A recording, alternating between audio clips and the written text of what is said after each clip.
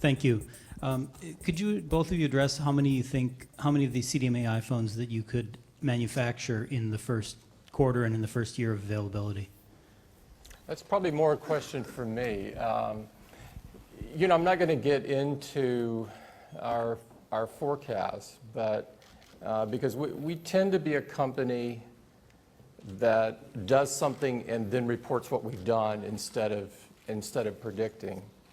However, we are incredibly excited to bring the iPhone experience to Verizon's 93 million customers and all the new customers that will want to use an iPhone 4 in Verizon.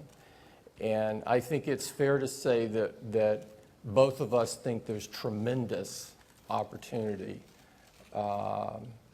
And you know, no one more than us wants to give Verizon customers the choice they've been waiting for. Is the CDMA iPhone going to be on a one-year upgrade cycle, or will it be refreshed in the summer like the GSM iPhones? You know, we have a long-standing practice of never commenting on our new product roadmaps. For all of you that focus on Apple, I'm sure you knew I was going to say that.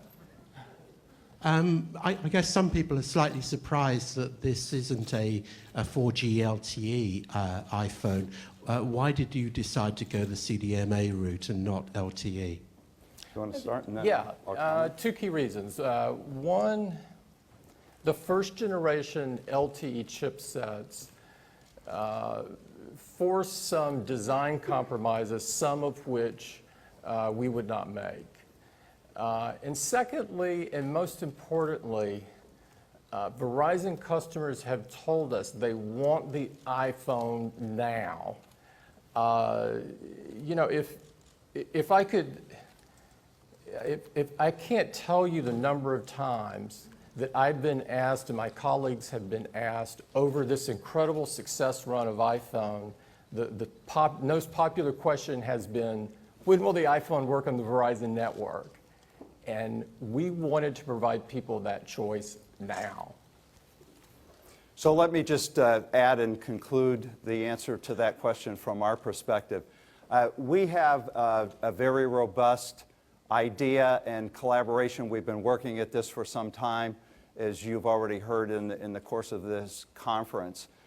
We have a tremendous network in our 3G network, the best in the country, and we want to make sure that customers can take advantage of that with this partnership. So as we look at our roadmaps together, this was the right thing to do at the right time for customers throughout the industry.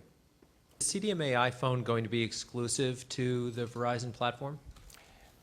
The agreement that Dan and Lowell and I have, and Apple has, is a multi-year, so it's very strategic. It's non-exclusive, but beyond that, we're not commenting on the terms of the agreement.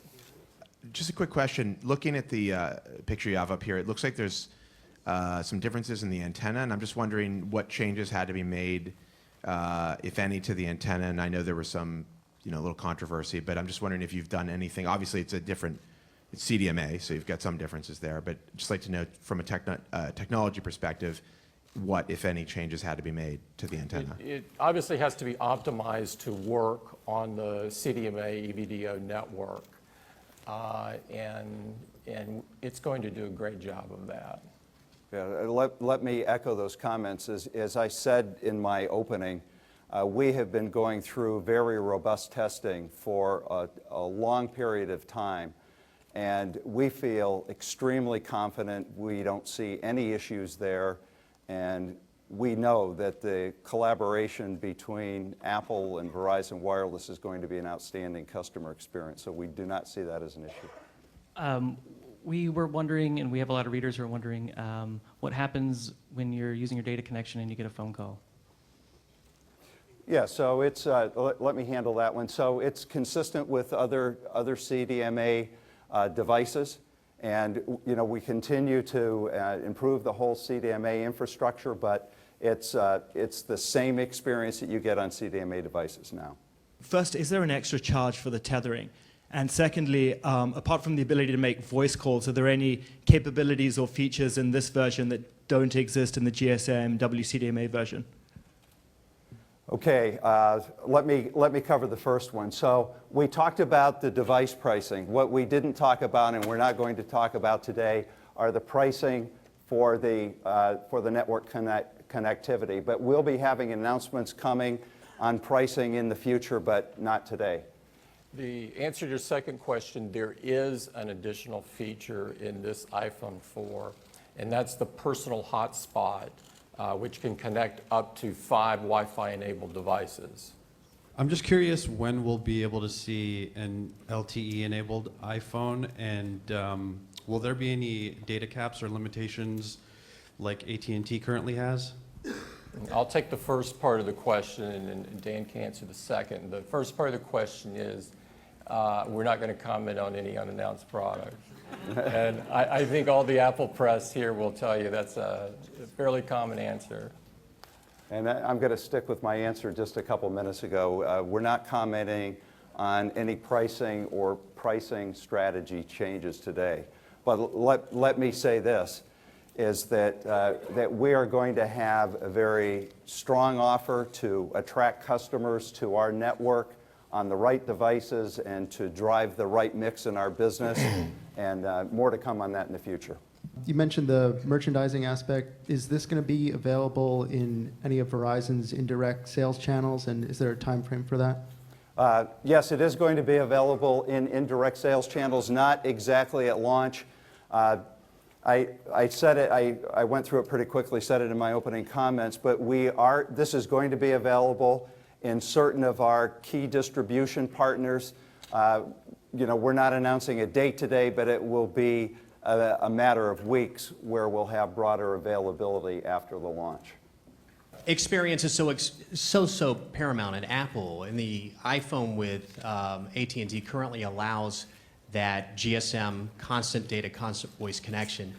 Can you just describe what is the experience difference of being on a voice call and then attempting to access data such as a web? How does that feel on an experience level using CDMA technology? I think people place emphasis on different things. And I can tell you that, as I said before, the number one question I've gotten, despite selling tens of millions of iPhones and having customers download billions of apps, is when will the iPhone work on the Verizon network? And I could not be happier to sit here today and tell all of those 93 million people and all the people that want to join Verizon that we're delivering it to them. And I think they will make those sorts of trade-offs. So I would just conclude with this, and this will then end our Q&A. I'm very pleased with our partnership and being able to offer this to our 93 million customers, and I'm especially pleased to be able to offer it to the 300 million people in the United States.